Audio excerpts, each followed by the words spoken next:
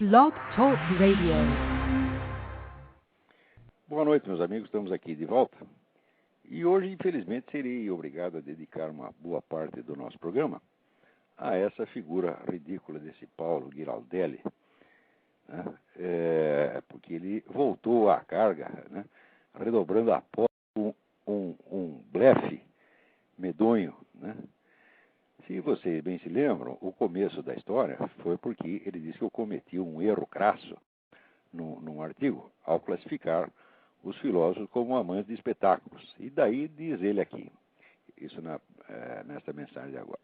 Era um erro crasso, maluco, pois lembro da minha primeira leitura de Platão no colégio por volta dos 14 para 15 anos. E lembro bem dos meus professores. Todos nós sabíamos que amante de espetáculo é uma coisa e filósofo é outra. É uma distinção clássica em Platão.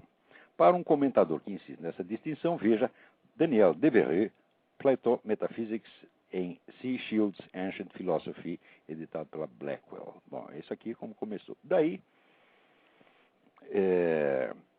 eu expliquei que tanto o amante de espetáculos comum quanto o filósofo são ambos amantes de espetáculos, que pertencem ao mesmo gênero, havendo apenas uma diferença. Eis aqui o trecho que ele cita. Eis aí abaixo o Olavo de Carvalho reiterando o erro dele e, pior, aprofundando ainda mais o erro. Abre aspas para a citação que ele faz de mim. O que o Platão faz é o seguinte, ele distingue entre dois tipos de amantes de espetáculo. Aqueles que gostam de qualquer espetáculo, que se deleitam no espetáculo das aparências, e aqueles que se deleitam no espetáculo da verdade. Então, são dois tipos de amantes de espetáculo. E aí vai o Giraldelli, né? Dizendo que isso é um erro crasso, que é medonho, que eu estou ainda redobrando o erro, mas que ele, aspas, como filósofo que tem responsabilidade para com a juventude, né, ele vai pôr a coisa em pratos limpos e citar aqui diretamente o trecho da República. Em seguida, ele cita o trecho da República, 476A e B, em inglês. Né? Muito bem, nesse trecho, de fato, Sócrates faz ali uma distinção entre o amante de espetáculos e o filósofo, tá certo? Não preciso ler o parágrafo inteiro, de fato é essa a distinção que está ali. Muito bem. Acontece que é o seguinte, ele cita aqui República, mas não diz qual é a edição nem nada. Como ele citou antes o Daniel Devereux, está na cara que é um trecho que ele extraiu do artigo do Daniel Devereux, colocado no livro Ancient Philosophy de C. Shields, né? Muito bem. Acontece que se ele tivesse lido a República, ele jamais poderia chegar à linha 476A sem passar pela linha imediatamente anterior, que é 475D, na qual, vejamos, aqui eu fui conferir o negócio, eu me lembrava claramente disto, mas no programa passado eu não citei o texto, né? Com linha e número, e não citei de propósito, para esperar que ele citasse, porque eu queria saber de onde ele tirou essa bobagem. Né? Então, vamos ver aqui, eu fui conferir agora em duas traduções, duas das muitas que eu consultei ao longo da vida. Uma é a do Paul Florey na Loeb Classical Library, que é acompanhada do original grego. E outra é do Leon Robin, que foi editado pela Pleiade, que foi, sem dúvida, um dos maiores estudiosos de Platão no século XX. Então, eu vou ler aqui primeiro a do Robin, depois a do Paul Florey, e depois vou ver como está no original, e vocês vão tirar definitivamente esta dúvida. Então, o interlocutor pergunta ao Platão, note bem, não se os filósofos são amantes de espetáculos, mas se os amantes de espetáculos, em geral, são filósofos.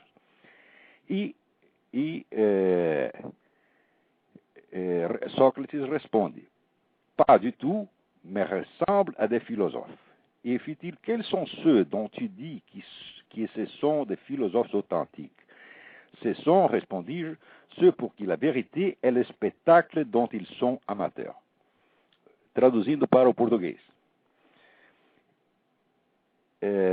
O interlocutor pergunta, então, devemos chamá-los, aos amantes de espetáculos, de filósofos? Não, mas eles se parecem com filósofos. E, disse ele, quais são aqueles que você chama como filósofos autênticos? São aqueles para os quais a verdade é o espetáculo da qual eles são amantes. Ou seja, Sócrates está claramente classificando os filósofos como amantes de espetáculos, com a diferença específica de que são amantes do espetáculo da verdade. Do mesmo modo, na tradução da Paul Shorey, Lib Classical Library, está aqui. Whom do you mean then by the true philosophers? Those for whom the truth is the spectacle of which they are enamored.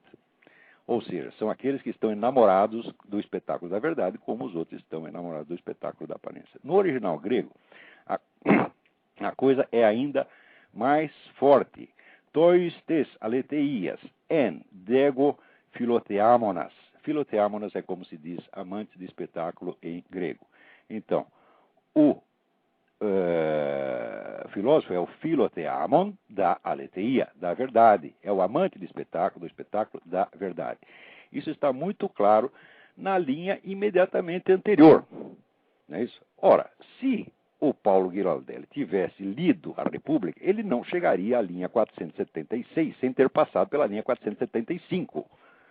Mas como ele jamais leu a República, ele apenas pegou este trecho citado no Daniel Devereux, então ele ficou com a impressão de que a distinção entre os amantes de espetáculos e os filósofos não é uma distinção de gênero e espécie, mas é uma distinção radical absoluta, é uma distinção de substâncias, quando está na cara que é uma distinção escalar. Existem aqueles que amam o espetáculo das aparências e existem aqueles que vão além das aparências e amam o espetáculo da verdade. Isso está muito claro para quem leu a República. Agora, para quem catou um trechinho do Daniel Devereux, tá certo? E quer esfregar na minha cara, mostrando para se fazer de superior, tá certo? Pegar isso aí e esfregar aquele diplominha de merda dele, aí é outra coisa, tá certo? Então, esta é a diferença, tá certo? Entre esta molecada que sai com diplominha da USP e um estudioso de verdade. Para estudar um texto clássico, você só tem um jeito, você tem que se munir das melhores traduções do original, grego ou latino, e de um excelente dicionário que eu uso aqui, o do Charles Bailly, tá certo? Que é provavelmente o melhor dicionário grego em um volume só que existe, tá certo? Então, de cara, você vê que o mesmo termo, philotheamon, é usado com relação aos amantes de espetáculos em geral e é usado aos amantes da aletheia da verdade. Tá certo? Não há a menor dúvida quanto a este ponto para quem quer que tenha lido a República. Agora, para quem cisca trechinho em livro de segunda mão, essa distinção evidentemente não existe e só existe a diferença radical que é, vamos dizer, a impressão que fica se você lê só o parágrafo seguinte, 476A. Então, uma coisa é estudioso de verdade, outra coisa é aluninho da USP, tá certo? Eu, quando era jovem, eu fui assistir várias aulas na USP como ouvinte e cheguei à conclusão que eu não devia frequentar aquela faculdade. Por quê? Eu ia perder 1h30 para chegar lá, outra 1h30 para voltar, várias horas por dia em assembleias estudantis, debates idiotas, tá certo? E não ia estudar coisíssima nenhuma. Então, fazendo as contas, essas 6 ou 7, 8 horas perdidas seriam melhor aplicadas se eu ficasse em casa e se eu estudasse 3 horas por dia, que, aliás, é o que Aristóteles recomenda, umas 3 horas por dia, tá certo? Não passar disso porque a cabeça humana não aguenta. Então, se eu aplicar essas 3 horas por dia no estudo verdadeiro, seguindo os métodos admitidos em verdadeiros centros de estudo universitário no mundo, eu iria muito mais adiante, como de fato fui. E como qualquer pessoa pode ir, se ela quer conhecimento, tá certo? E não um papel social, e não uma posição social para ficar brilhando e jogando na cara dos outros, como faz esse palhaço desse Paulo Giraldelli. Mas, se fosse este todo o problema, tá certo? Seria apenas, vamos dizer, mais um blefe entre os inúmeros que eu já vi esse pessoal de esquerda dar, tá certo? Acontece que o Paulo Giraldelli vai um pouco adiante, ele mente. Inclusive nessa segunda mensagem que ele postou agora, ele mente novamente dizendo que eu falei mal da esposa dele. Quando se ouvirem o programa, ouvirão claramente eu dizer que não há nada de errado com a moça. Eu disse exatamente estas palavras. Há de errado com o Paulo Giraldelli. Não falei nada de mal dela, não adianta querer se fazer de vítima para cima de mim. Tá certo? Muito bem. Agora, na primeira mensagem, tá certo? O Paulo Giraldelli, né, foi tão longe, tá certo, na vigarice, que chegou a inventar a minha vida. Tá certo? Eu até escrevi umas notinhas aqui, que eu nem sei se vou terminar. A qualquer hora eu ponho isso na minha página, mas não sei se vou ter tempo de terminar, então eu vou ler para vocês. tá certo? Os pedaços aqui que eu anotei. Na década de 80, mergulhado em estudos de religião comparada, eu mantinha uma intensa troca de cartas com alguns dos mais prestigiosos eruditos da área, entre outros o ex-diretor da seção de manuscritos orientais do Museu Britânico, Martin Links, e o ex-ministro da Cultura do Irã, Seyyed Hossein Nasr, o maior filósofo vivo do Islã e reconhecidamente um dos maiores do mundo. Aproveitou todas as oportunidades de viagem para encontrá-los pessoalmente e incomodá-los com toda a sorte de perguntas, recebendo deles, como sempre, uma atenção calorosa e bem superior à merecida. Nasr, então recém-exilado em Washington, consentiu mesmo em servir de guia turístico para mim e para um grupo de jovens amigos, levando-nos a museus e outros pontos memoráveis da capital americana e fazendo questão de apresentar-nos, já que tínhamos perguntas específicas, ao autêntico calígrafo islâmico tradicional, o grande Yusuf Ibish. Traduzi vários textos de Nasr e de Links para os meus alunos, mas nunca me ocorreu a ideia, inexistente em meios intelectuais normais, de me promover às suas custas, muito menos mediante o grotesco expediente de anexar algum texto meu ao deles e publicá-lo com o meu nome na capa ao lado dos seus, simulando coautoria e ludibriando os leitores provincianos. A única vez que posei numa capa de livro ao lado de um autor de prestígio mundial, René Girard, foi numa obra coletiva com outros dois contribuintes e não foi mediante colagem ex post facto, e sim em razão de uma mesa redonda que tivemos na Faculdade da Cidade, no Rio de Janeiro. Ademais, não fui eu o editor da obra, nem fui consultado quanto à capa. Se fosse, eu diria, jamais me coloque como coautor, porque houve uma conferência principal, que foi a do René Girard, e houve 3 intervenções, 3 comentários, feitos depois, um dos quais o meu. Portanto, eu não sou um coautor, eu sou um comentador. Você pode colocar o meu nome na Folha do Rosto como comentador, jamais como coautor. Mas a edição foi iniciativa deles. Muito bem. Conto essas coisas para dar aos leitores a medida exata do personagem do qual me vejo obrigado a falar nas linhas seguintes, o qual construiu uma carreira acadêmica inteira, fazendo amizade com o filósofo americano Richard Rorty, o que não era difícil, sendo Rorty notoriamente o mais gentil embrulhão intelectual de todos os tempos, escrevendo prefácios para os textos dele e em seguida estampando-se a si próprio na capa como coautor, em vez de recolher-se modestamente à folha de rosto como prefaciador ou editor, como é certo e usual fazer nessas circunstâncias, e como fiz com os textos de Mário Ferreira dos Santos e Otto Maria Carpo, e até com os de um autor totalmente desconhecido do público paulista, o poeta e filósofo pernambucano Ângelo Monteiro, cujos ensaios reuni e lancei na praça. Não parasitei em proveito próprio nenhum dos autores ao quais servi com modéstia e sinceridade de canal para que chegasse ao público, e não vejo nisso nenhum mérito especial, apenas a obediência normal e rotineira a uma regra mínima, que, por seu caráter elementar e incontornável, é menos de honestidade intelectual do que de saúde pública. Quer dizer, isso é uma regra, vamos dizer, de saúde pública, que ninguém que esteja no meio intelectual pode ignorar. Quer dizer, se o sujeito começa a constar na capa como coautor de textos dos quais ele acrescentou um comentário, então, evidentemente, é um picareta, é um vigarista. Vocês podem imaginar, portanto, o desgosto que sinto ao ver-me constrangido a prestar atenção a um personagem que só chegou a ocupar algum espaço, ainda que modestíssimo, por meio do mais torpe e mesquinho dos expedientes editoriais, e cuja mais alta realização intelectual até agora é um filminho pornô estrelado por ele próprio e sua esposa, do qual voltarei a falar mais adiante. Ao longo da vida, discuti com vários tipos desprezíveis, mas eram vigaristas intelectuais, e não vigaristas tout court, vigarista no sentido material da palavra, ao menos segundo o que eu pensava na época. Quando depois eu soube que o professor Emir Sader se enquadrava na segunda categoria, já era tarde, o debate já tinha acabado. A trapaça intelectual pode ser combatida mediante simples denúncia ao público, mas a trapaça pura e simples é algo que não cabe discutir, algo que requer uma ação punitiva de ordem jurídico-policial, se ela for possível, que no momento não é, porque estando eu aqui nos Estados Unidos, não vou poder processar o cara aí. A diferença aí é a que mede entre a simples imoralidade e o crime. Aqueles tipos que retratei em um imbecil coletivo e que depois tive a ocasião de desmascarar por completo em todos os confrontos polêmicos que tiveram comigo, chegavam com frequência a falsear minhas ideias para mais facilmente dar a impressão de havê-las refutado. Este de agora falsifica minha vida, minha biografia, meus atos, com a intenção de incutir no seu minguado público um ódio injustificado à minha pessoa. Falsificar, no caso, é até eufemismo. Ele a inventa ex nihilo. Mas não se contenta com isso.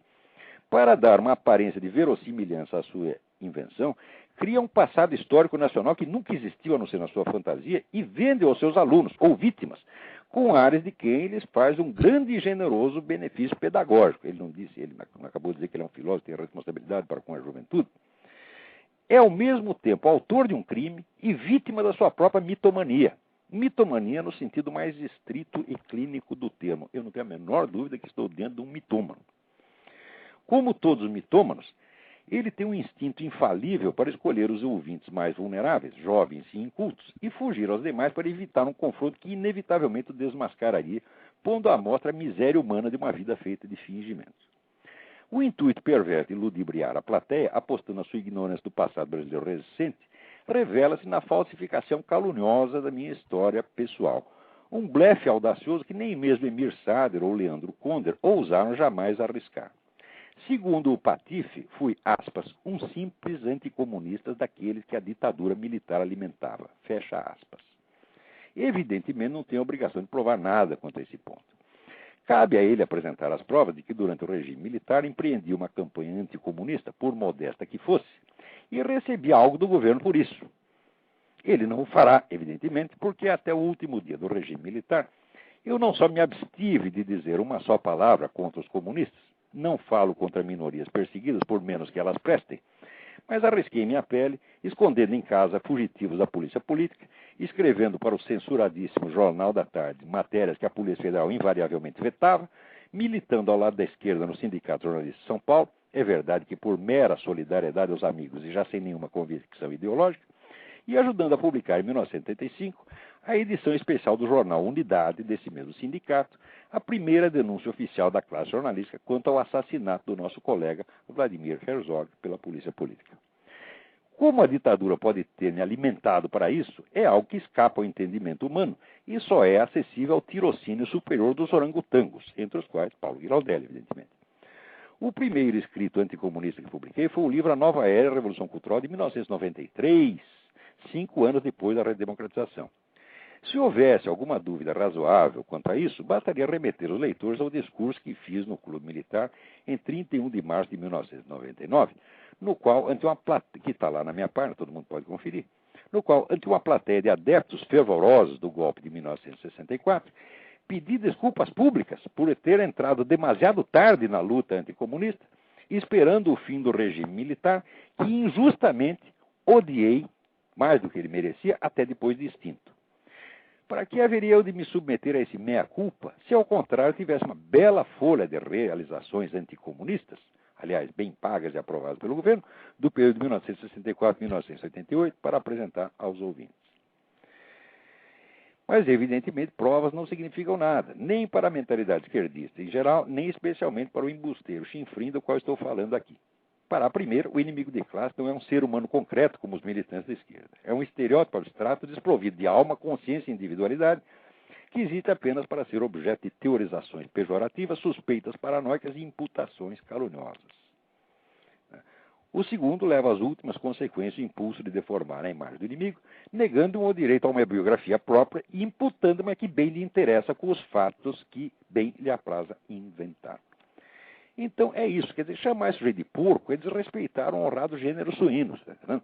E o sujeito é um mentiroso barato, é um trombadinha, tá certo? É um bandidinho pé de chinelo, tá certo? Que não merece sequer um tapa.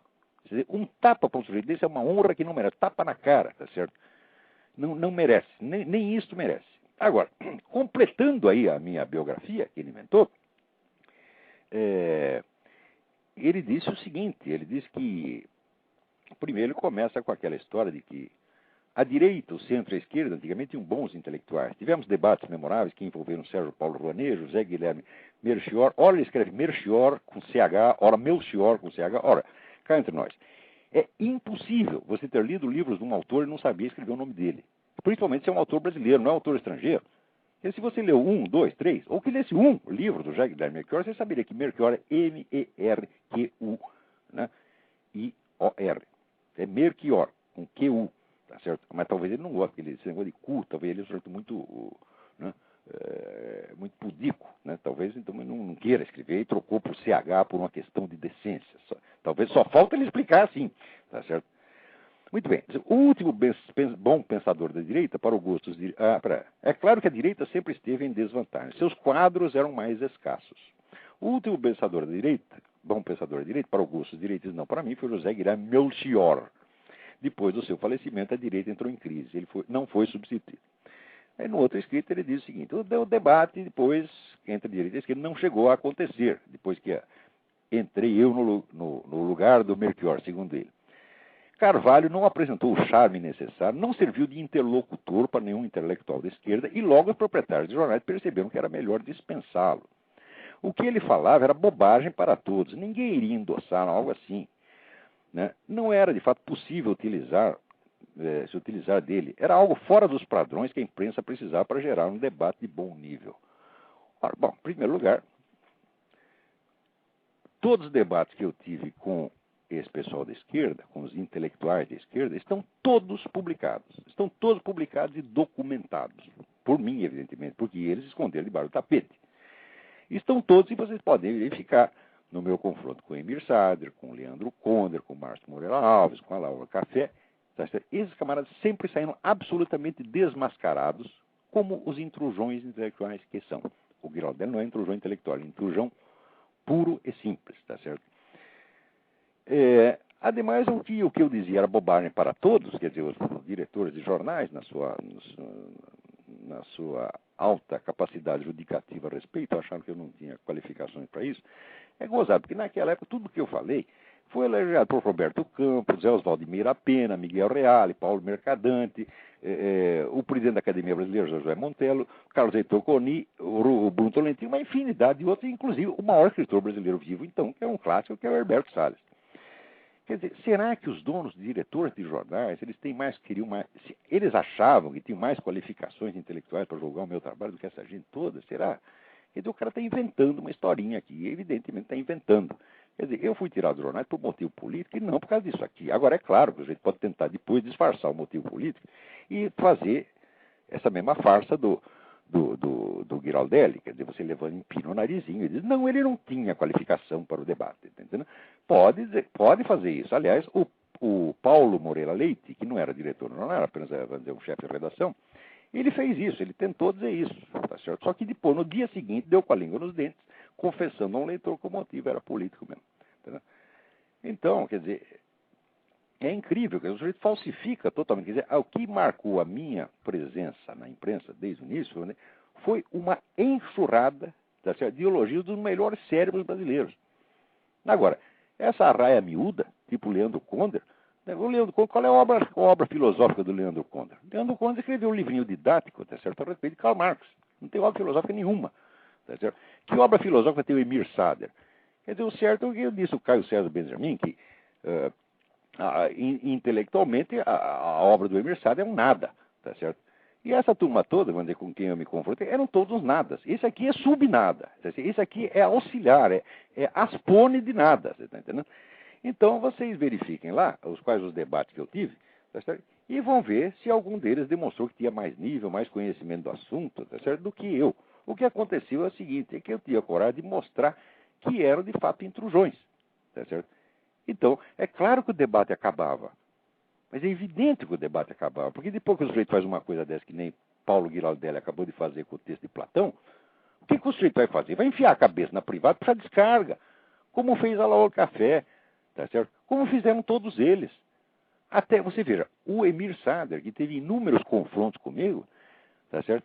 Ele depois saiu dizendo, jamais tive um debate com esse cidadão. Quer dizer, ele até apagou o passado. O tamanho era vergonha, porra. Quer dizer, esse pedaço da minha história está altamente documentado.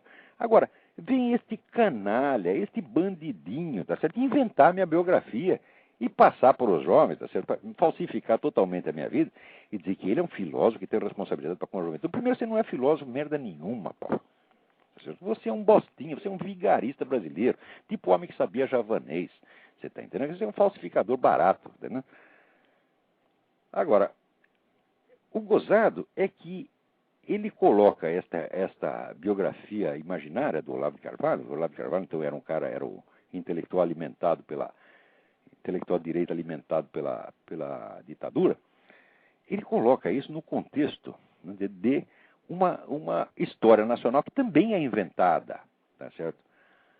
E é a história, então, dos debates entre direita e esquerda, onde ele diz aqui que, né, a direita sempre esteve em desvantagem porque ela tinha menos quadros. Presta atenção na palavra quadros, a qual eu voltarei daqui a pouco. Tá certo? E que, desses, o último bom que sobrou era o José Guilherme Melchior, ou como queira escrevê-lo, tá certo? Porque ele tira o nome da sua própria imaginação. Ele diz até que conheceu o Zé Guilherme Melchior, só conheceu o Zé Guilherme Melchior, até empregado dele conheceu. Não está de conhecer, está sabendo se você leu os livros dele.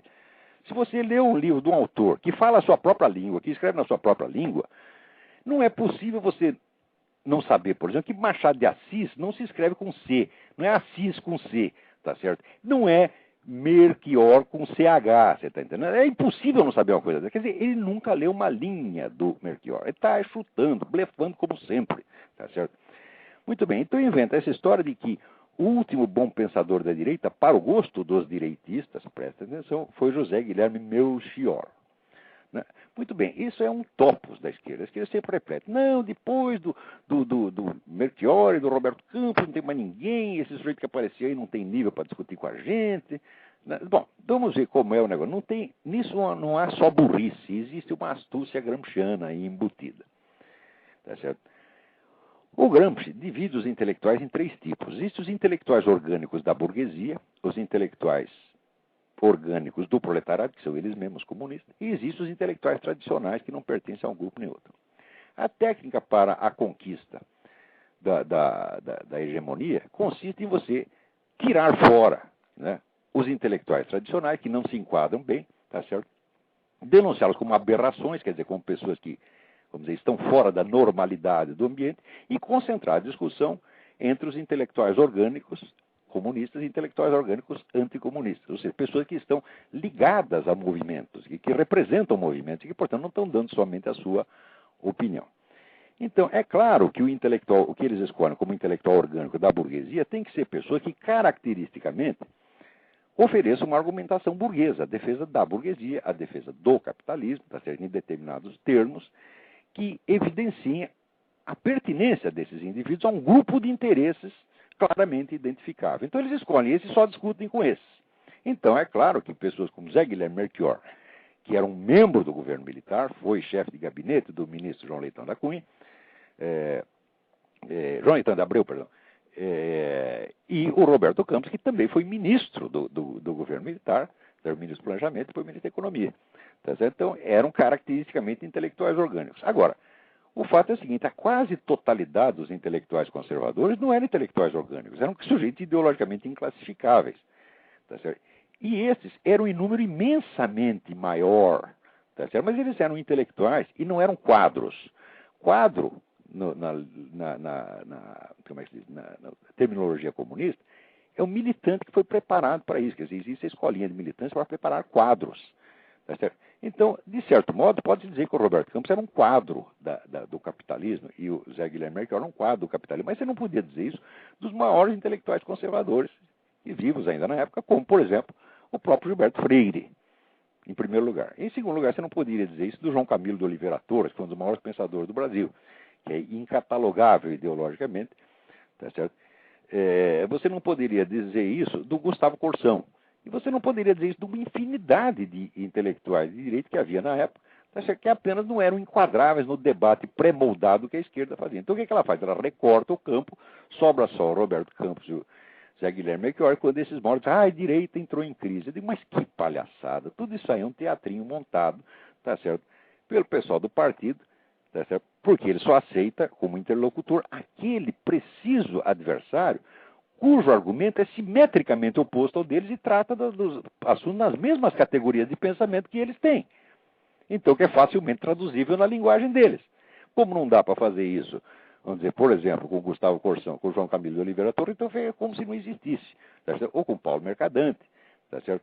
Aliás, o próprio Meira Pena. Quer dizer, o Meira Pena se aproximaria mais da ideia do intelectual orgânico da burguesia, mas também difere pela amplitude de referência dele. Tá certo? Quer dizer,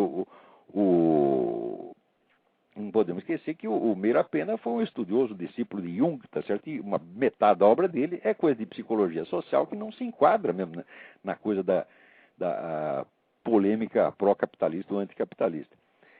Então, até o Meira Pena eles tiraram. E tiraram gente de porte imenso, como Antônio Olinto. Antônio Olinto era um grande intelectual conservador brasileiro, romancista, cujos livros estavam traduzidos em 32 idiomas no mundo. Foi um dos grandes romancistas da América Latina. O livro de La Casa da Água foi traduzido no mundo inteiro. Muito bem. O que fizeram com Antônio Olinto? Durante mais de 20 anos, o nome dele esteve proibido pelo partido em todas as publicações culturais que eles dominavam. Isso é todas, porque eles dominavam todas. Tá certo? Assim é fácil, quer dizer, você some com o Antônio Olinto, você some com o Meira Pena, você some com o João Camilo, você some com o Gustavo Corsão. O Gustavo Corsão foi boicotado, foi tirado, tá certo, de circulação por iniciativa daquele pessoal, onde aquela chefia da redação do Globo, que era tudo comunista ou pró-comunista, tá certo? Que é a mesma coisa, é comunista ou companheiro de viagem, tá certo? Sob a alegação de que os artigos dele estavam muito chatos. Tá certo? Você vai ler os artigos hoje, são apaixonantes. Agora, se você pegar, tá certo, um livro como O Século do Nada, aquilo é uma enxurrada de argumentos e fatos absolutamente esmagador. Não tem ninguém na esquerda que consiga discutir com aquilo. Tá certo? Por exemplo, ele começa por demonstrar, vamos dizer, que os grandes responsáveis pela ascensão do nazismo foram os comunistas. Pô. Quer dizer, os comunistas que alimentaram, que cederam o território soviético para montar um exército nazista clandestino, que incentivaram o nazismo e que, depois, quando o nazismo deu para trás, é claro que eles ficaram contra. Tá certo? A isso eles não têm nada que responder. Esse é um assunto do qual ninguém gosta, que é a famosa tese do Ernest Toppich, a guerra de Stalin. Quer dizer, que para mim já é uma coisa está totalmente demonstrada. E assim vai, quer dizer, é um livro de 700 páginas, tá certo? Com o qual nenhum esquerdinha, muito menos, nem se fala Paulo Giraldelli, estou falando dos caras que eram intelectuais, mais ou menos de verdade, tá? Que tinha na esquerda nos anos 60, não eram capazes de discutir. Aliás, se vocês bem lembram, quem estava na direita na época? O Otto Maria Carpo era um homem de direita. O Otto Maria Carpo se transformou num servidor do Partido Comunista muito mais tarde, tá certo? Mas não se esqueçam dos primeiros ensaios dele, que eram flagrantemente anticomunistas, tá certo? Que eram ensaios, vamos dizer, de um conservador cristão, que ele chegou da Áustria como um conservador cristão, e depois no Brasil, tá certo? Pressionado por um lado todo, virou um servidor do Partido Comunista e se mediocrizou completamente e morreu amargurado por isso. Eu conto essa história na introdução dos ensaios reunidos do Otto Maria Carpo. Quer dizer, o comunismo acabou, como os comunistas acabaram com o Otto Maria Carpo. Era um cara que chegou no Brasil, era para ter sido no mínimo reitor de uma universidade, botaram ele o quê? De copydesk de um jornal e ficaram cobrando esse emprego até o fim da vida. E quando o homem morreu, enterraram toda a obra dele no lixo, da onde eu fui retirá-la. Tá certo? O Carpo era um conservador, sim, e foi um dos grandes inimigos do governo João Goulart, e foi o autor dos 2 últimos editoriais do Correio da Manhã contra o governo. Um se chamava Basta e o outro se chamava Fora. Quer dizer, o homem foi inteiramente adepto do governo, da derrubada do Goulart. Depois ficou contra o regime que nasceu, tá certo? O que é outra coisa completamente diferente. Muita gente que esteve, vamos dizer, até na liderança do golpe, depois ficou contra o regime. O próprio Carlos Lacerda ficou. Por quê? Porque era para tirar o homem e fazer uma eleição em 6 meses. O que os caras fizeram? Tiraram o sujeito e montaram uma ditadura. Então é claro que muita gente que participou do golpe, muito conservador que participou do golpe, como o Carlos Lacerda, Adalto Lúcio Cardoso, tá certo? Passou para a oposição, tá certo? Que era o que tinha que fazer mesmo, tá certo? Quer dizer, cadê a promessa das eleições? Cadê? Como é que vai ter? Não fizeram a eleição, por quê? Porque quem ia se eleger era o Carlos Lacerda, tá certo? E alguém lá não gostava do Carlos Lacerda, então decidiram fazer a eleição. Isso quer dizer que na direita, na época de 64, estava até o próprio Otto Maria Carpo. As 3 maiores inteligências vivas do Brasil, não é? As 4. Mário Ferreira dos Santos, Otto Maria Carpo, Gilberto Freire, Miguel Reale, estavam os 4 na direita, só que não eram intelectuais orgânicos. Portanto, não dá para montar com eles o debate pré-fabricado que os caras montavam com Roberto Campos e Zé Guilherme Melchior. Esses 2, aliás, era fácil de discutir com eles, primeiro, porque o Roberto Campos se atinha geralmente ao argumento da eficiência econômica do capitalismo, o que facilitava ainda mais deformar a imagem dele, colocando como um sujeito tecnocrata frio que não ligava para os aspectos morais, só pensava em eficiência. E o Melchior era mais facilmente enquadrável ainda, porque todo o campo de referência mental dele era Hegel. Tá certo? O livro dele, A Natureza do Processo, é uma interpretação hegeliana da história, que termina com o triunfo do capitalismo. A única diferença é essa, mas é um esquema hegeliano com a mesma ideia, vamos dizer, da astúcia da razão, que teoricamente conduz o processo histórico e leva a um certo resultado de interpretação, para o meu gosto, totalmente errada. Quer dizer, eu acho que o Zé Guilherme Melchior era excelente como crítico literário. Pelo primeiro volume da história da literatura brasileira que ele publicou, ele não chegou a terminar. Foi o maior historiador da nossa literatura, maior. Não há, aquele livrinho é uma joia. Mas, sinceramente, não era uma mente filosófica de primeiro plano, não era mesmo. Tá certo? Tinha gente muito melhor do que ele. Tá? Na época, tá certo? E hoje ainda tem. Muito bem, mas então é isso. Quer dizer, o sujeito inventa essa história de que houve uma crise na direita por causa depois que morreu Zé Guilherme Melchior e Roberto Campos por falta de quadros. Não, nós temos um excesso de intelectuais, tem um excesso. Tá certo? A superioridade intelectual da direita, inclusive no Brasil, é esmagadora. Só que é o seguinte, não pode falar dela, não pode publicar os caras, tem que sumir com eles. Então assim fica fácil. Quer dizer, os negros recortam a realidade, a imagem e semelhança do que eles querem e fazem a propaganda em cima. Né? E este Paulo Giraldelli, ele se prevalece disso, quer dizer, ele se prevalece dessa falsificação da história geral do Brasil para falsificar minha história pessoal e me acusar de ser um intelectual alimentado pela ditadura militar. E depois não quer que eu xingue, não quer que eu fale palavrão, quer se fazer de educadinho. Ora, Paulo, vai tomar no cu, rapaz. Quer dizer, falar educadamente com um sujeito como você... Porra, é a mesma coisa que eu falar com uma árvore, com uma porta, com uma formiga, com uma lagartixa. Que estupidez é esta? Vê se te enxerga. Não é possível evitar palavrões dentro disso, porque você passa dos limites. Quer dizer, você é um vigarista mesmo. Você é um trombadinha. Você é um pé de ladrãozinho, pé de chinelo, vagabundo. Tá entendendo? Vai pra casa, rapaz. Agora, quanto àquele filminho que você fez, tá certo? Eu disse, na outra vez, não falei mal de sua mulher de maneira alguma, disse que não tem nada errado com ela. Errado é você fazer esse filme e mostrar essa sua bunda peluda. Um aluno meu me mandou esse vídeo dizendo que era uma aula do Paulo Giraldelli, fazendo gozação comigo. Eu fui ver, tá lá o Paulo Giraldelli mostrando a bunda, só faltando mostrar o preço, dar o preço. Você tá entendendo? Ora, isso aí é o pior mal que você já fez à humanidade, porque qualquer negro que esteja comendo a própria mulher, namorada, o sujeito está lá naquele... Né, em todo aquele negócio romântico, idílico, está lá transando e está quase chegando lá, daí vai passar pela cabeça dele aquela imagem, ou então, de repente, cruza a mente dele o nome Paulo Giraldelli. Pronto, o sujeito brocha. Quer dizer, você não pode fazer uma coisa dessa, porra. Para com isso. Tá certo? A humanidade, tá certo? Não quer ver a sua bunda, porra.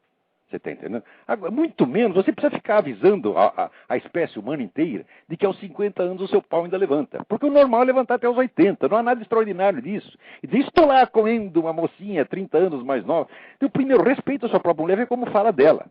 Tá certo? Não é assim que se fala da própria mulher. Não se gabando de que está comendo a mulher 30 anos mais nova. Ora, que porra é essa? Que coisa mais feia, rapaz. Agora, se é para fazer, se você não resiste, se você quer mesmo mostrar... Pô, corta aquela cena que aparece essa sua bunda magra e peluda, que parece de um orangotango aidético, rapaz. Uma coisa medonha, um espetáculo dantesco. Você está entendendo? Tira isso da frente das pessoas, porque está traumatizando muita gente. Olha, eu confesso, eu vi isso aí, eu vou broxar por uns 6 meses, Paulo. Você não sabe o mal que você me fez, rapaz. Eu não vou... Se eu lembro, cada vez que eu lembrar disso, eu vou fracassar. Não é possível, eu estou traumatizado. Aqui, a minha filha viu aquilo, ficou doente, você está entendendo? Ficou com febre, a coitada da Leila está aqui chorando. Né? Eu vi a bunda do Paulo Giraldelli. Você podia poupar, você disse que é o filósofo tem responsabilidade para com a juventude. Poupe os jovens desse espetáculo, rapaz. Pai, você está separando os amantes, destruindo lares, está entendendo? Dilacerando as famílias. Pare com isso. Então, todos os maridos estão broxando depois que viram isso. Para com esse negócio, rapaz. Tá? Muito bem. Agora, depois disso, tem aqui uma multidão de mensagens importantes, tá entendendo? Que, puxa vida, esse cara comeu um espaço danado. O primeiro é o seguinte, atenção. A Universidade de Brasília está aqui fazendo um ciclo de palestras sobre pedofilia, no qual um dos palestrantes principais é um sujeito chamado Denilson Lopes, professor da Faculdade de Comunicação da UNB e autor do livro O Homem que Amava Rapazes e Outros Ensaios. Denilson Lopes é um apologista ostensivo da pedofilia, tá certo? E isso aí vocês podem ver, tá certo? Eu vou dar aqui o endereço para vocês, é meio complicado, você pega um lápis e anote.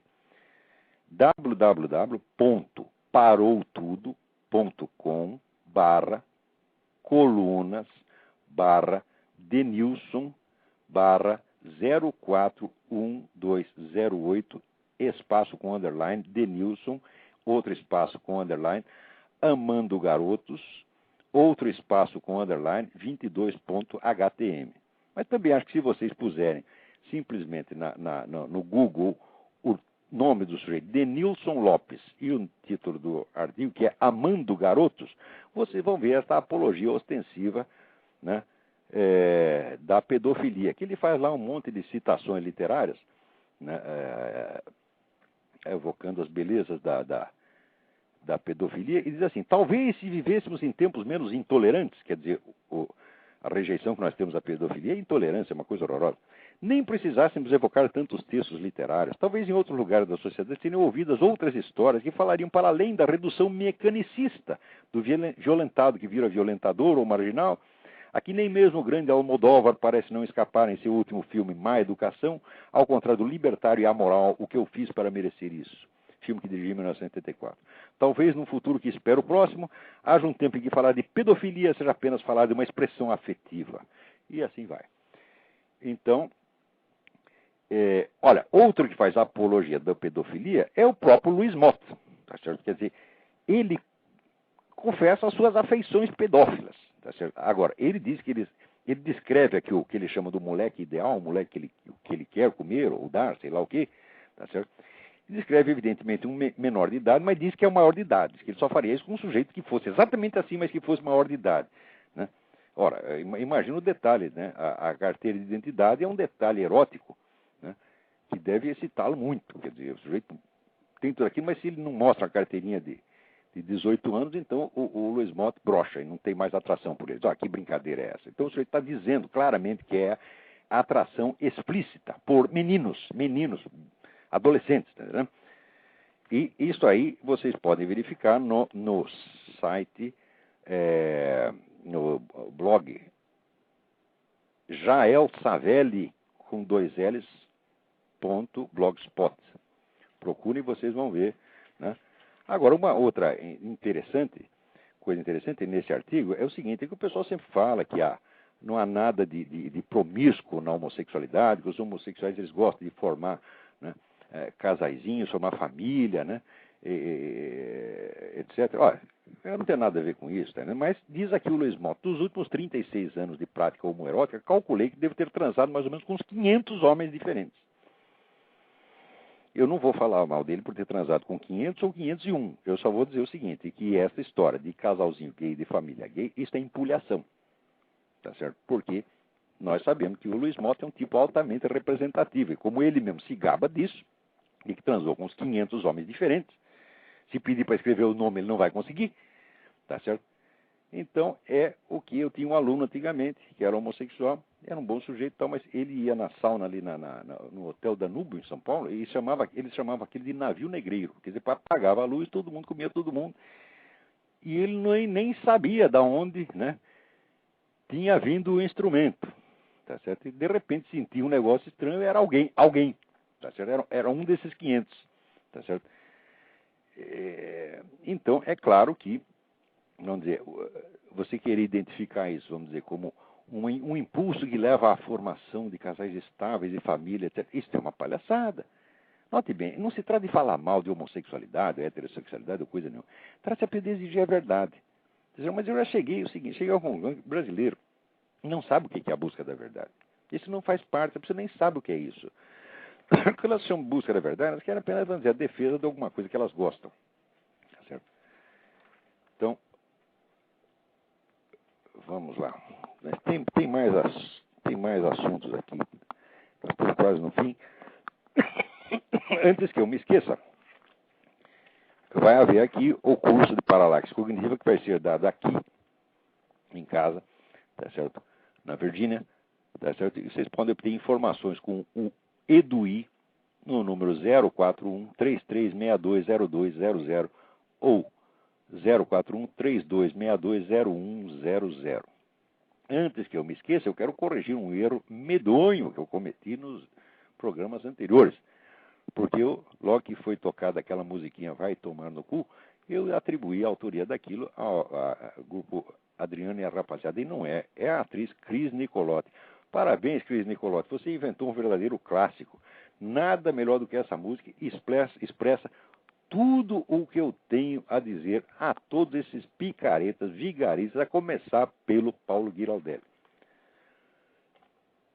Parece que tem alguém na linha. Vamos lá. Alô? Olá, vô. Sim. É Fábio de Andrade. Ô, Fábio, tudo bem? Como é que vai? Tudo certinho? Tudo jóia. Eu estava, enquanto você estava lendo o seu artigo, eu estava fuçando no site do filósofo da cidade de São Paulo. Sim, o filósofo que tem responsabilidade para com os jovens. Depende, né? E tomara que não tenha responsabilidade sobre mim, né? E ele diz o seguinte, diz que você é nazista, né? O nazista é o cu da mãe dele. Ora, porra, esse negócio de abusar da coisa nazista, o que é isso, porra? Nazismo é imputação de crime. Vai tomar no olho do seu cu, Paulo Giraldelli. Ah, o que é isso, porra? Então ele diz exatamente assim, tá? Tem um artigo sobre a direita contra gays, negros ou nordestinos. Ele faz uma rebordosa aqui e depois chega no fim ele diz assim, é a direita que com o Olavão sonha com a suástica. Olha, e aí fica... Eu estou dizendo, esse sujeito, se eu estivesse no Brasil, eu tinha que meter na cadeia, processar e meter na cadeia. O que é isso? Isso é imputação de crime? Exatamente. O que é isso? Agora Ele inventa a coisa e sai falando. Quer dizer, é um difamador, caluniador. Isso está no sangue, o cara não consegue parar. É compulsivo, mitômano e caluniador, porra. Esse é um lixo humano. Esse cara não devia poder se aproximar de uma escola nem como aluno. Quanto mais como professor que entregar a juventude para um cara desse. É um crime. É um crime. Mas eu acho que não dá para discutir muito a sanidade do rapaz aí. Pelo seguinte, ele pegou um pedaço da pintura do Rafaelo, chamada Academia, que é uma pintura belíssima, né? Uhum. E está entrando pelo pórtico, entra o Aristóteles e o Platão, né? Sim. Então, eu esqueci aí de ele... comentar isso, Fábio. Mais adiante ele diz... Bom, eu não quis nem entrar nesse aspecto filosófico. Ele pôs a cara dele na cabeça. Ele pôs a cara dele... Não, só uma observação. Ele pôs a cara dele na cabeça do Platão. Puta. Então ele foi no Photoshop e trocou a cabeça do Platão, que está apontando para cima, e embaixo escreveu assim, Paulo é Platão. Paulo é Platão. E o Platão merece isso depois de tanto tempo, né? Mas você vê que coisa... Agora, esse sujeito mais adiante, né? Isso é de interesse geral, não é só para responder a sua pergunta. Mais adiante, ele diz que o negócio de você transcender o pensamento e ir direto à percepção do objeto é impossível. Eu acredito que para ele é impossível. Para ele só existe pensamento. É aquele negócio que o Buda fala, do sujeito que aponta a lua e a pessoa pensa, o ouvinte pensa que o dedo é a lua, né? Quer dizer, não entende que para além do pensamento existe um objeto, uma realidade a qual aquilo se refere. Essa realidade pode ser difícil de dizer. E é por isso mesmo que Platão, quando, vamos dizer, ele termina o processo, vamos dizer, dialético, da ascensão ao mundo das ideias, quando vai chegando lá, ele troca o discurso e passa para fazer vamos dizer, um mito, apresentar um mito. Porque aquilo só pode ser dito em linguagem poética, não tem como você expressar aquilo diretamente. Uhum. Agora, o Paulo Giraldelli, ele diz, mas isso é uma bobagem, porque, imagina se Platão vai das coisas às ideias. Todo mundo sabe que Platão vai das ideias para as coisas, e Aristóteles é que vai das coisas para as ideias. Então, meu Deus do céu, isso é uma coisa subginasiana, você não pode dizer uma coisa dessa. Porque, olha, o que vai das ideias para as coisas não é Platão. É a estrutura da realidade segundo Platão. Agora, Platão, a obra de Platão, a exposição de Platão, a dialética de Platão é sempre uma caminhada ascensional, desde o mundo das aparências até as ideias, como ele faz na própria República, que vai, então, vamos dizer, culminar com o mito. Tá certo? Quer dizer, é sempre indo das coisas para as ideias, porque só quem pode ir das ideias para as coisas é Deus. Para ir das ideias para as coisas, ele precisa que você conhecesse essas ideias mais clara e extensivamente do que você conhece as coisas. E isso só Deus. Nós conhecemos as coisas e por trás delas podemos enxergar, entrever as ideias, exatamente como Platão sugere. O próprio Platão chamava a sua dialética de navegação. Então ele fez duas navegações. A primeira navegação das coisas para as ideias e a segunda das ideias para os princípios que ele põe no seu ensinamento oral, tal como está no livro do Giovanni Reale para uma nova interpretação de Platão. Tá certo? Então, o homem ignora tudo. Quanto a Aristóteles não vai das coisas para as ideias porque Aristóteles não acreditava na existência das ideias, porra. Ele acredita na ideia da forma substancial que está embutida na própria coisa. Quer dizer, não, nem Platão vai das coisas para as ideias, e nem Aristóteles vai das ideias para as coisas. Isso como é que se diz? É frasezinha de almanaque, tá entendendo? Um sujeito que diz essas coisas não pode ensinar nem numa escola primária. Esse sujeito tem que ser posto fora dessa profissão a pontapés e arrumar um emprego decente. Já que a mulher dele é modelo, vai ser modelo. Ele gosta de mostrar a bunda, vai mostrar a bunda. Isso você sabe, porque afinal de contas, como dizia Dirty Harry, opinião é como bunda, todo mundo tem, tá certo? Então, é ele que viva de mostrar a bunda. Tá certo? Então, porque talvez essa interpretação mais fuleira é justamente a interpretação da obra do Rafael, onde o Aristóteles está com a palma virada para baixo e o Platão aponta para cima. Né? Sim, aí fizeram eles estão indicando, vamos dizer, a direção do esforço filosófico. Quer dizer, o quadro está certo, porque Platão está indicando o movimento ascensional das coisas para as ideias. O quadro está certíssimo nesse sentido. Quer dizer, o próprio quadro no qual o Paulo Giraldelli botou a sua ilustre cabecinha no lugar da do Platão, já sugere isso, que se trata de uma via ascensional. Tá certo? E que Aristóteles está ao contrário, dizendo que nós devemos prestar atenção nas próprias coisas, porque as formas não estão acima das coisas, estão nelas mesmas. Isso é que é verdade. Não essa estupidez de que Platão vai das ideias para as coisas e Aristóteles vai das coisas para as ideias. Ora, que tipo da coisa que a gente está ouvindo só pode responder uma coisa: vai tomar no cu. Não há mais nada para responder depois disso. Quer dizer, cala a boca, burro, vai embora. Tá certo? Não, ele pega o mesmo... Desapareça, né? Drop dead, como dizem os americanos, né? É muito cabuloso, porque, veja só, né? Coitado do Rafaelo também sofre à toa nessa história, porque ele pegou a modelo, esposa dele, e colocou também na escola de Atenas, do lado, ali no é claro, a menina ouvindo. Então, Paulo Giraldelli, ela é Xenofonte, ela é Aristóteles, né? É um dos discípulos lá, ouvindo Platão. Ai, meu Deus do céu, haja saco. Olha, o Brasil está tomado por esse tipo de vigarista, tanto na política quanto na vida intelectual. A geração anterior de intelectuais de esquerda era até melhorzinha. Não dá para comparar o Paulo Giraldelli com o Leandro Conte. O Leandro Conte leu algum livro. Pelo menos ele leu o livro do Zé Guilherme Melchior. Esse cara nem leu. Tá certo?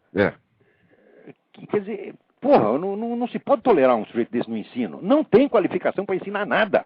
Agora, fica aí exibindo diplominha. Diplominha da USP todo mundo tem, porra. Qualquer um que passe por lá tem. Agora, eu nunca quis uma porcaria dessa. Por quê? Porque eu queria conhecimento e não tinha tempo para perder com essa bobagem. Tá certo? Aí eles podem ficar esfregando diplominha, tá certo? Para enganar os outros. Eu não posso enganar, eu tenho que mostrar conhecimento mesmo. Porque eu não tenho título nem protestado. Tá certo? Eu não vou me afirmar na base do título, mas na base da minha obra, da base daquilo que eu ensinei. Quer dizer, tem uma obra já de mais de 20 mil páginas. Tá certo? Bom, Fábio, eu aí na linha esperando. Bom, na verdade a pergunta que eu queria fazer não tem absolutamente nada a ver com o assunto, é que, talvez nesse programa não, mas no próximo, o senhor explicasse exatamente o que está acontecendo com o caso desse Louis Libby, né, que aqui no Brasil é um pouco difícil. O Libby não fez absolutamente nada. Ou você lembra na década de 70 que teve aquele Daniel Ellsberg e o Philip A.G., que publicaram mais de 300 nomes de agentes da CIA espalhados pelo mundo, agentes que estavam em serviço, ocasionando inclusive a morte e assassinato de vários deles. A esquerda achou lindo. Agora, esse Libby, tá certo? Porque revelou lá o nome de uma mulher que nem estava em serviço, que não estava no exterior, estava aqui, e que ela estava se aposentando, os caras fizeram a caveira em cima dele. Quer dizer, é uma coisa de 2 pesos, 2 medidas, é guerra assimétrica, tá certo? O coitado do Libby não fez coisíssima nenhuma. Tá certo? E ele revelou o nome da Valerie Plame, né? Valerie Plame, que era uma agente que não estava em serviço, que já estava se aposentando, estava indo embora. Então eu falei, não há risco contra a segurança nacional nenhuma. Agora, quando há um risco verdadeiro, como no caso desse Philip A.G., que depois se revelou que trabalhava para o Serviço Secreto de Cuba, tá certo? Trabalhou primeiro para a CIA, mas já era agente infiltrado de Cuba, e que o cara divulgou 300 nomes de agentes da CIA, com nome e endereço, e os caras foram mortos, porra.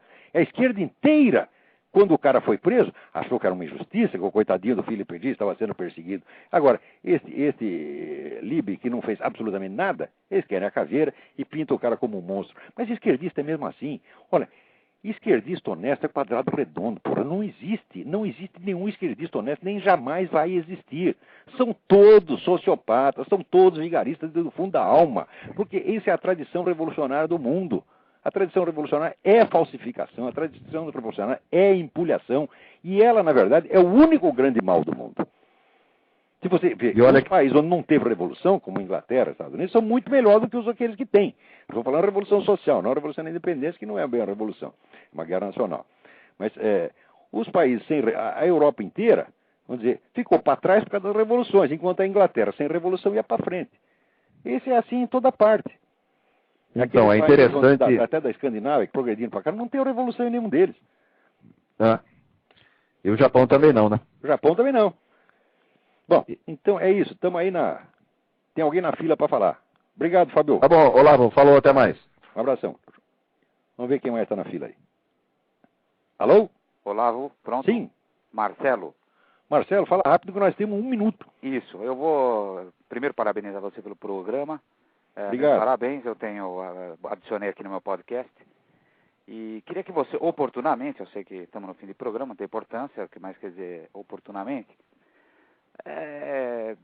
desse para nós a sua opinião aí sobre essa questão da nova censura que está se impondo no Brasil.